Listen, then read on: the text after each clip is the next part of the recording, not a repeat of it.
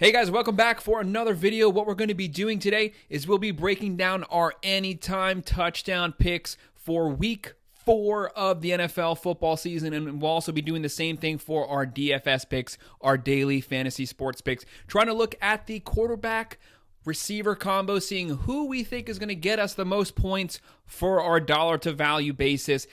Make sure to hit that like button and subscribe. If you have any comments on these picks or anything else, the games, whatever, drop it below and I will make sure to respond every week. We go over every single NFL game, and we also do the same thing for every single college football game too. We do the spreads, money lines, over-unders, and predictions on the outcomes. Hit the like button, subscribe so you can follow along with us. So we'll be looking at our top 5 anytime touchdown picks, and the very first one that stands out to me will be Breece Hall, the running back for the New York Jets. When you're looking at the Jets matchup this week, they're going to be at home. They'll be playing the Denver Broncos. We know that the Broncos don't necessarily have a great offense by any means. Bo Nix finally had a good game. They've had a lot of issues moving the ball, though. The Jets, you have Rodgers. Rodgers is only now getting comfortable in this scheme.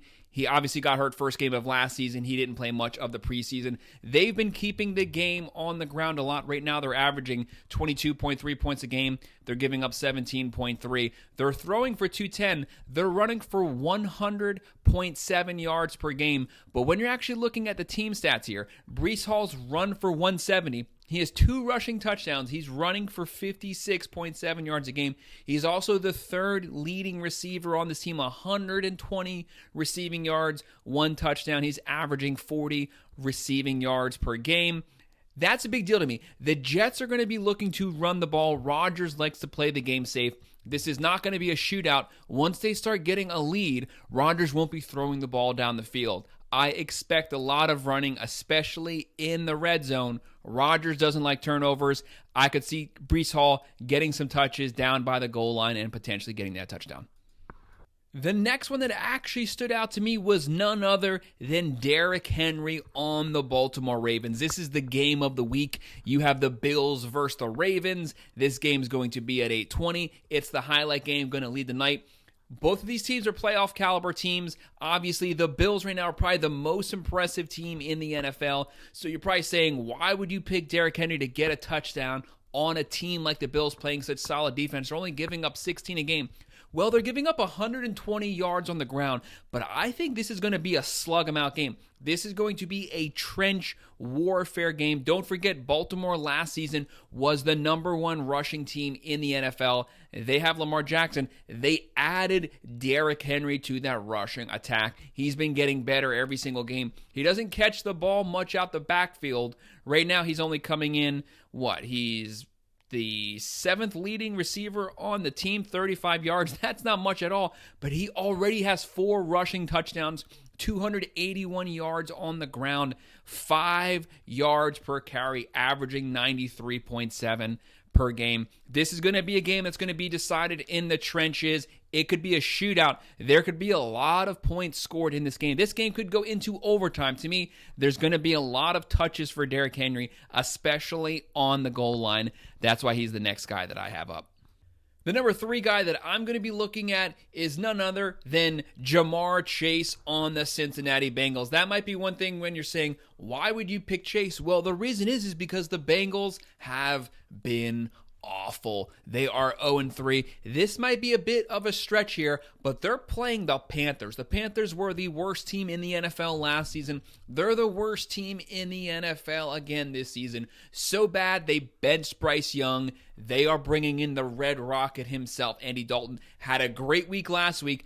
I'm not seeing him being able to mimic that performance. The Bengals have been awful. They have been able to score some points, but their defense has been atrocious. Any game versus the Bengals could potentially be a shootout. They could lose it, but at some point, even a broken clock is right twice per day. The Bengals are at some point bound to get the ship right. I see them looking at Chase, looking at Higgins, looking at the veterans. They need to score some points here. Burrow has to push the ball vertically down the field. Right now, you have the Bengals averaging 22.7 points a game, giving up 26.7, but the Panthers give up 31.7 points per game. They give up 202 passing yards per game. You have Chase in here. Chase is having a great season so far. He has 215 yards. He's averaging 13.4 per reception. Already has 2 touchdowns. Him and Burrow might be connecting this week. The fourth player that I'm going to be looking at is going to be none other than James Conner, running back for the Arizona Cardinals. Why did I pick this one? Because neither of these teams play defense. No defense means offense. Offense means points. Points means touchdowns. The Washington Commanders, one of the better offensive teams this season. They come in, they average 26.3 points per game. Cardinals average 27.3 points per game. Washington, they're averaging 206.3 passing yards, 154 rushing yards. Arizona, 201.3 passing yards, 144 rushing yards. Both of these teams are moving the ball, and Washington, their passing offense is atrocious. 257.7 yards allowed, 122 on the ground. Arizona's, they're not as bad, but they're bad. There's going to be opportunities there to move the ball. I almost put Marvin Harrison Jr. here because, like I said, the passing protection's horrible for the Commanders. There's going to be looks there, but I see there being a lot of points here. I see James Conner getting a lot of receptions potentially here, but getting a lot of looks on the ground. I think he has, 2 rushing touchdowns right now? Yeah, he has 189. He's averaging 63 per game. He's bound to have a big game. Why not versus the Washington Commanders' porous defense? And our next touchdown anytime player we're going to be looking at is going to be Nico Collins, wide receiver for the Houston Texans. Why did I pick him? When you look at this matchup, you have the Jags versus the Houston Texans. This game is in Houston. The Jacksonville Jaguars are 0-3.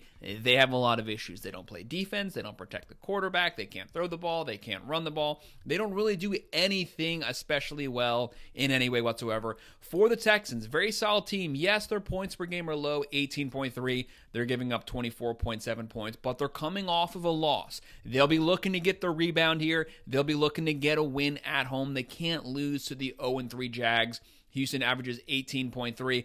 But the big number, Jacksonville gives up 252.3 passing yards per game. That's bottom 3 in the NFL. Bottom 3 in the NFL. Their secondary is awful. They get no pressure on opposing quarterbacks. Stroud will have all day to throw back there. Why not Collins for a deep blast? Yes, Diggs is there. Diggs is going to get his touches. I almost slid him in here as a sleeper pick. I almost went with Williams for the Rams, but I said Collins, Stroud, you got to be due versus the Jags, versus that poor secondary. You got to get some openings. You got to hit him. He has 338 yards, averaging 18.8 a reception. He has 1 touchdown through the year. He's due to get his second one potentially this week. Now we're going to shift things over and we'll be looking at our top 5 quarterback receiver stacks for week 4 for the NFL season. And we got a couple interesting ones to look at because we have some pretty decent offenses playing some pretty bad defenses this week. The very first one, why not start with our Thursday night game? I'm actually going to go with Dak Prescott, CeeDee Lamb. I think this is going to be a really creative game. The Cowboys are having an awful start to their season. They're 1-2. They're playing the Giants. The Giants don't have a great defense. They don't have a bad defense by any means, but Dallas needs to get a massive win here. If they fall to 1-3, there's going to be hell to pay. Heads are going to start rolling, basically. Mike McCarthy might get canned at some point this season. I don't foresee that happening. I'm just saying they need a win, and not just a 20-17 win. They need a real win. They need to score points. Right now, they average 25.7. They throw for 270 per game. They run for 73.7. Dak is putting up numbers. Yes, this game is not going to be a shootout. He needs to come out. He needs to put up 250 to 300 yards. He needs 2 to 3 touchdowns. He might get a couple yards scrambling. But CeeDee Lamb had a lot of drama on the sidelines last season. We know one thing you do when you have a primo wide receiver, you gotta force feed him the ball. He's going to get force fed. He's going to have a big game this week. The next matchup for the next one that we'll be looking at for our quarterback receiver, I'm actually going to go with a little bit of a curveball here. I'm going to go quarterback, running back. I'm going to go Philadelphia Eagles. I'm going to go Hurts. I'm going to go Saquon Barkley. Why not Saquon Barkley? He's having an extremely good season this year. Hurts is having a so-so season. He's not going to cost too much. He's capable of putting up big stats, but he's also capable of a lot of turnovers. The turnovers is what you want to watch here. That could definitely come back to bite you. They had a decent game this past weekend, but they picked up right where they left off last season, not playing great on offense, not playing great on defense, but maybe they're starting to get things right. Think of it like this. They won a game without Brown, without Smith. They might have some of those guys back this weekend. The Eagles can score. They're averaging 23.3, but their defense is giving up 21. They actually rebounded, had a solid performance, and they're playing the Tampa Bay Buccaneers, who have a solid defense. They get a good pass rush. They're going to try to shut down Saquon Barkley, but that's easier said than done. His skill set is he can run the ball, but he catches the ball so well out the backfield. Tampa Bay has enough weapons. Baker, Godwin, Evans. They can put up some points, which is only going to lead the Eagles to potentially have to hit them blow for blow. I think they're going to put up some big stats this weekend.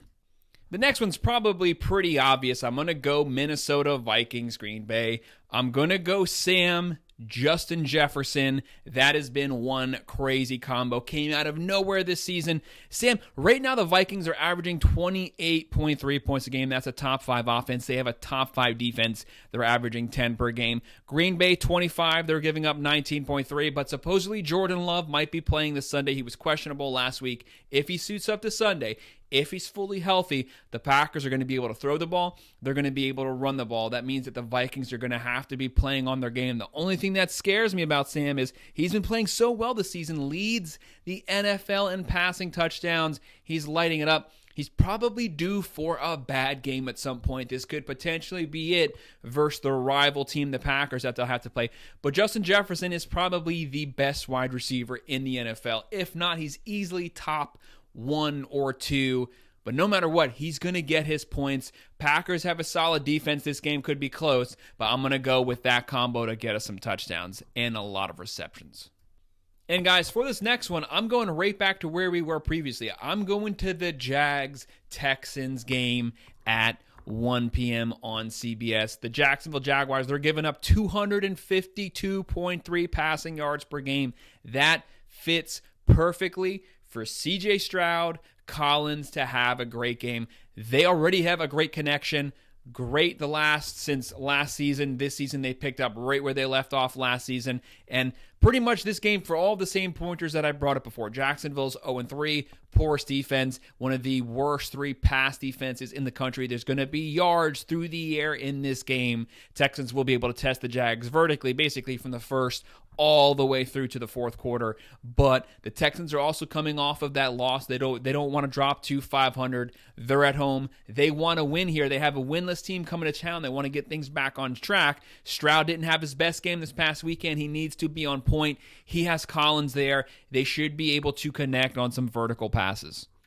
For this last one, I went back and forth. Was I going to go Washington? Was I going to go Cardinals? Was I going to go Daniels? Was I going to go Kyler Murray? Ultimately, I went Kyler Murray, Marvin Harrison Jr. This connection has really come up. They did really well versus the Rams. Yeah, they had 2 games that were kind of iffy, but we know that Marvin Harrison Jr. is a extreme talent, the best wide receiver coming out of college in the last decade. Both of these teams can score. This game's going to be a shootout. I'd be really surprised if it's like a 20-17 game. This game is probably going to be pushing 30 points from both teams. Washington can match Arizona blow for blow. Like I mentioned earlier, when you have 2 offenses and 2 teams that don't play defenses, that means points. Points mean touchdowns, and that's where you have Kyler Murray, Marvin Harrison Jr. Kyler Murray is a gifted quarterback in that he can throw it as well as he can scramble and run it. He will run for some yardage here. Washington's defense is awful. They're giving up 29.3 points a game, 256 yards through the air, 122 yards on the ground. Cardinals don't have a good defense either. but you want Washington to score because you want the Cardinals to continue hitting them blow for blow, touchdown for touchdown. That's only going to benefit and pad Murray and Marvin Harrison Jr. stats. So that's our breakdown. Just a couple quick rundowns for some DFS and some anytime touchdowns. Make sure you hit that like button and subscribe. If you have any comments, drop them below.